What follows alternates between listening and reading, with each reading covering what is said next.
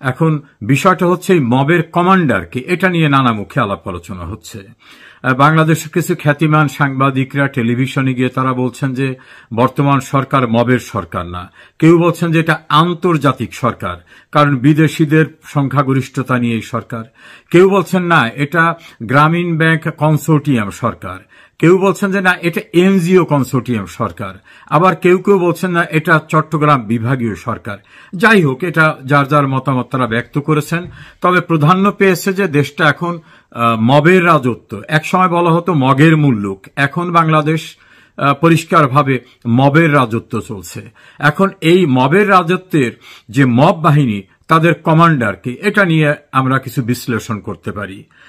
Doctor Mohammad Yunus তিনি বলছেন তার নিয়োগকর্তারা হচ্ছেন যারা জুলাই আগস্টের আন্দোলন করেছিলেন তারা, অর্থাৎ তারাই তাকে চাকরি দিয়েছেন, এই পদে বসিয়েছেন। যদিও বাইরে প্রচারণা রয়েছে তারা তাকে বসান নাই, মার্কিন ডিপ স্টেটের সরোজের টাকা, ক্লিন্টন ফাউন্ডেশনের পরিকল্পনা, নানাভাবে তিনি এই জায়গাটা দখল করতে সক্ষম হয়েছেন। মেটিকুলাস প্ল্যানের দীর্ঘদিনের চেষ্টার ধারাবাহিকতার চূড়ান্ত সাফল্য হিসাবে। আচ্ছা, সেটা নিয়ে হয় আলোচনায় গেল।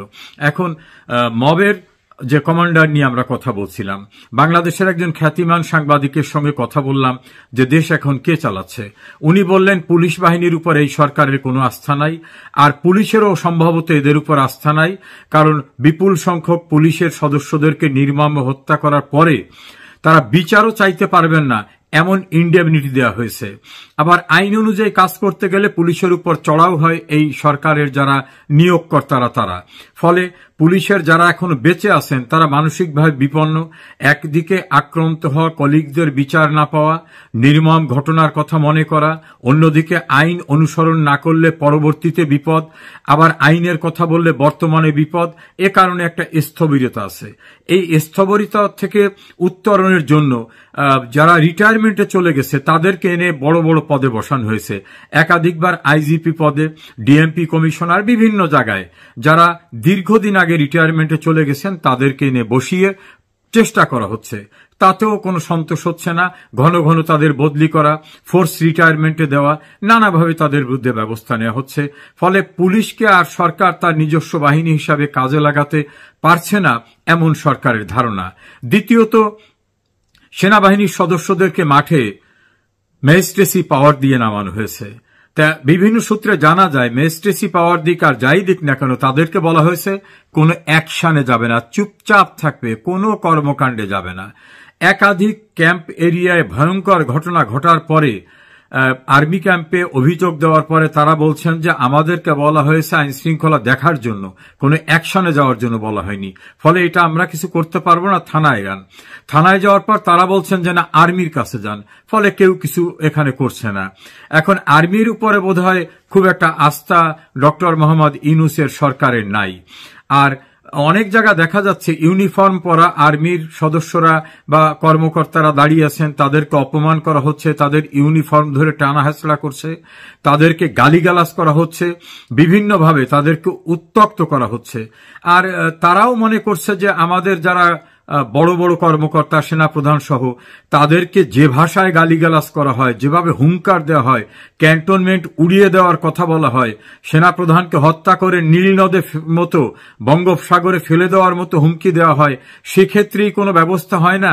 আমরা ছোটখাটো গালি বা ধাক্কা বা ইউনিফর্ম ধরে টানা হেঁচড়া, এটা নিয়ে আমাদের বোধহয় উচ্চবাচ্য করা ঠিক হবে না।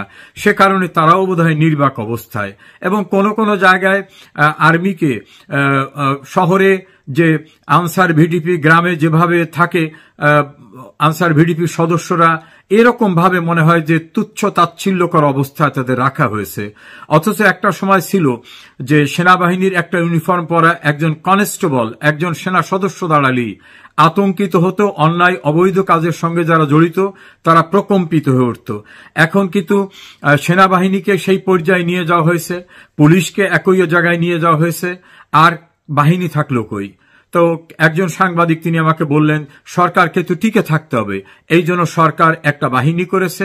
সেই বাহিনীর কৃতকর্মটা হচ্ছে মব, যেটাকে বলে মব ভায়োলেন্স, অর্থাৎ উচ্ছৃঙ্খল জনতার যে কর্মকাণ্ড সেটাকেই তারা মব কালচার হিসাবে তুলে ধরছে। আবার মব শব্দটা একটু কেমন কেমন হয়ে যায়, এই জন্য সরকারের প্রেস সেক্রেটারি তিনি বলছেন না, এটা মব না, এটা হচ্ছে প্রেসার গ্রুপ, যে নামে দিলে তাদের পক্ষে সুবিধা হয়। তা প্রেসার গ্রুপটা কেমন প্রেসার গ্রুপ? তারা একখানে গিয়ে লুটপাট করতেছে, তারা মারধর করতেছে, যাকে পছন্দ হচ্ছে না তাকে স্টিগমা দিয়ে বলতেছে যে ও তো স্বৈরাচারের দোষর ছিল। এভাবে তারা বিশ্ববিদ্যালয়ের উপাচার্যকে লাঞ্ছিত করা, বিভিন্ন শিক্ষা প্রতিষ্ঠানের প্রধানকে লাঞ্ছিত করা, অর্থাৎ হেডমাস্টার, অধ্যক্ষ, বিভিন্ন শিক্ষা প্রতিষ্ঠানের নির্বাচিত কমিটিকে লাঞ্ছিত করা, বিভিন্ন জায়গায় প্রফেসর, ডাক্তার, সাংবাদিক, আইনজীবী তাদেরকে লাঞ্ছিত করা, বিচারকদের গিয়ে প্রত্যক্ষ বা হুমকি দিয়ে এটা করতে হবে, এটা করা যাবে না, ওটা করতে হবে, তাদেরকে সেটা করতে বাধ্য করা, কোর্টের ভিতরে আটককৃত সিনিয়র রাজনৈতিক নেতৃবৃন্দদেরকে মারধর করা, এমনকি সাংবিধানিক পদে দায়িত্ব পালন করা একজন বীর মুক্তিযোদ্ধাকে জুতার মালা পরানো এবং তাকে মারধর করা পুলিশের সামনে, পুলিশের উপস্থিতিতে, সেসব জায়গায় নির্বাক অবস্থাটা আমরা লক্ষ্য করে দেখেছি। আবার যদি কোনো পত্রিকা কোনোভাবে কোনো সংবাদ পরিবেশন করে যেটা তাদের মনোপুত হবে না, সে পত্রিকার উপরে খড়গ হস্ত নেমে আসছে। এভাবে মবের রাজত্ব কায়েম হয়েছে।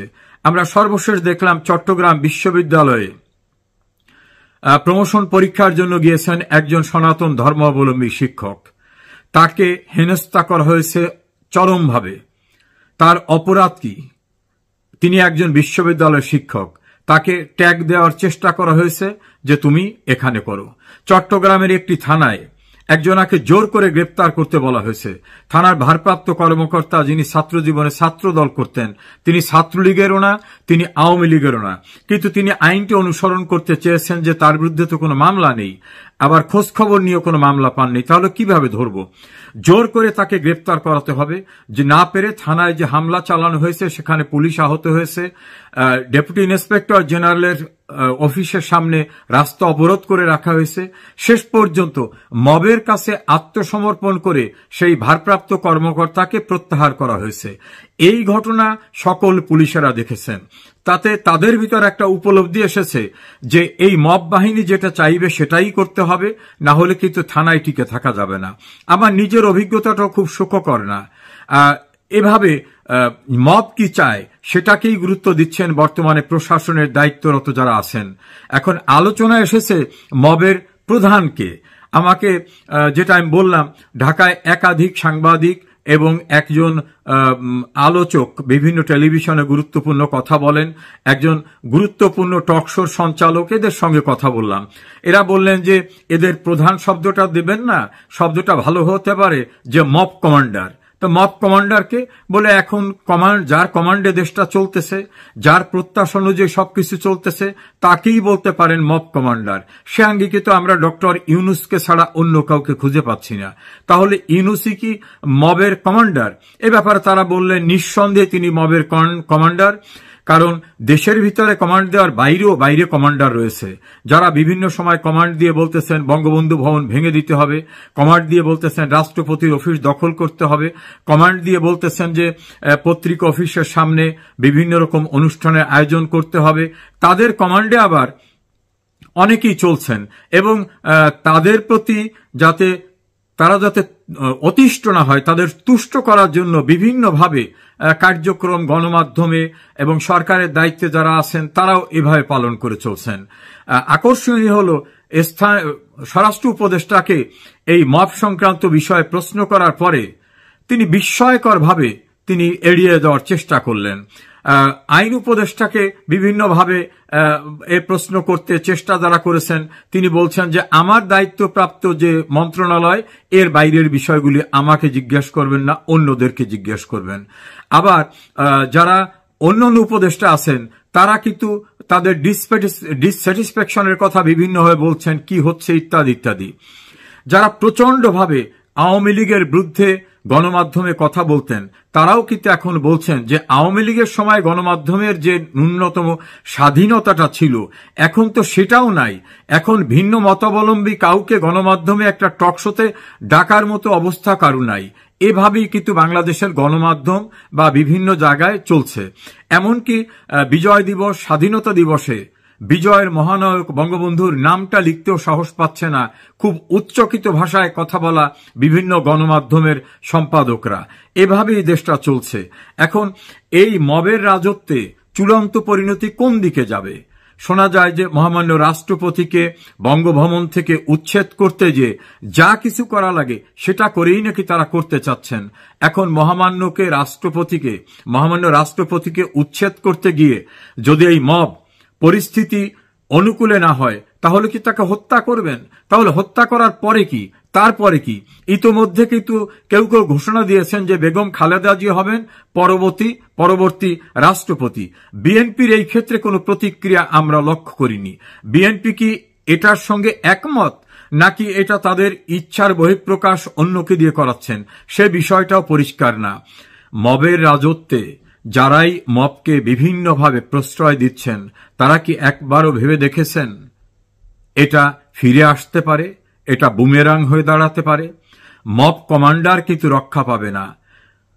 গণতন্ত্রের সূতিকাগার বলা হয় যে ব্রিটেন, সেই ব্রিটেনে এসেও কিন্তু মবের কমান্ডার নির্ধারিত হোটেলের থেকে বাইরেও নামতে পারেন নাই। ব্রিটেনের রাষ্ট্রীয় ব্যবস্থার এত শিষ্টাচার সৌজন্যবোধ থাকা পরেও তারা কিন্তু এই মব কমান্ডারকে দেখা করতে অস্বীকার করেছেন। পৃথিবীর কোন দেশে গিয়েই এই মব কমান্ডার, যিনি গোটা বাংলাদেশকে একটা অরক্ষিত নরক রাজ্যে পরিণত করেছেন, তার পরিত্রাণ হবে না। বাংলাদেশে থাকলে হবে না, বাংলাদেশের বাইরে গেলে হবে না। কিন্তু যারা প্রকারান্তরে এই মবকে সাহায্য করছেন, সুকৌশলে এই মবকে বিভিন্নভাবে প্রশ্রয় দিচ্ছেন, আশ্রয় দিচ্ছেন, তাদেরও মনে রাখতে হবে পরিণতি কিন্তু কারো জন্য কোনো সুখকর হবে না। মব কমান্ডার মনে রাখবেন, অত্যাচার, নির্যাতন, নারকীয় বর্বরচিত বিভিন্ন কর্মকাণ্ডের মধ্য থেকে পৃথিবীতে চিরকাল টিকে থাকার চেষ্টা অনেক শাসকেরা করেছে। তাদের কিন্তু টিকে থাকা হয়নি, তাদের কিন্তু করুণ পরিণতি হয়েছে। আপনি মধ্যপ্রাচ্যের দিকে তাকিয়ে দেখুন, আফ্রিকার দিকে তাকিয়ে দেখুন, অনেকেই কিন্তু অনন্তকাল টিকে থাকার চেষ্টা করেছে নানা অজুহাতে। আপনি হয়তো নানা অজুহাতে নির্বাচন দিতে চাইবেন না, নানা অজুহাতে টিকে থাকার চেষ্টা করবেন, আপনার চেষ্টা সফল হবে না। ইতোমধ্যে আপনার নোবেল প্রাপ্তির যে কারণ উল্লেখ করা হয়েছিল, শান্তিতে নোবেল, আপনার আমলেই বাংলাদেশ শান্তির অবনতি 30 দফা নিচে নেমে গেছে। আপনার আমলেই বাংলাদেশ অশান্তির অভয় অরণ্যে পরিণত হয়েছে। আপনার আমলেই বাংলাদেশের উন্নয়নের অগ্রযাত্রা চরমভাবে ব্যাহত হয়েছে। আপনার আমলেই কিন্তু সাম্প্রদায়িকতা মাথাচাড়া দিয়ে উঠছে। আপনার আমলেই অপরাধীদের দায়ে মুক্তি দেওয়ার সংস্কৃতি আপনি চালু করেছেন।